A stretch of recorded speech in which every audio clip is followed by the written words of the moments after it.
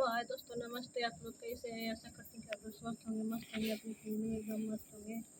आज देखिए, आज हम करवा चौथ का व्रत रखे हैं। आप लोग ये कैसे कैसे मनाते हैं आपके कमेंट में ज़रूर बताइएगा। नए लोग होंगे तब सब्सक्राइब कर दीजिए, लाइक कर दीजिए, कमेंट कर दीजिएगा। देखिए आप लोग कैसे हैं, आप लोग ये कैसे कैसे मन रहा है, आप लोग ज़रूर बताइएगा। हमारा हम तो ऐसे ही मनाते हैं जैसे हम अपने पहले मनाते थे वैसे ही मना रहे हैं आज भी।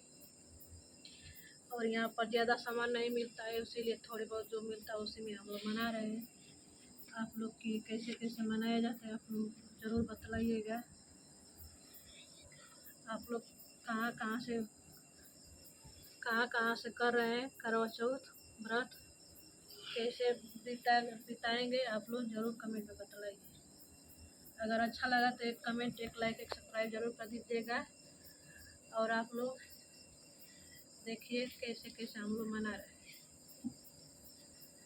आप लोग कैसे कैसे मनाते हैं आप लोग ज़रूर बताइएगा। और कैसे पालन करते हैं वो भी कमेंट में ज़रूर बता दीजिएगा। अगर अच्छा लगा तो एक लाइक, एक कमेंट, सब्सक्राइब ज़रूर कर दीजिएगा।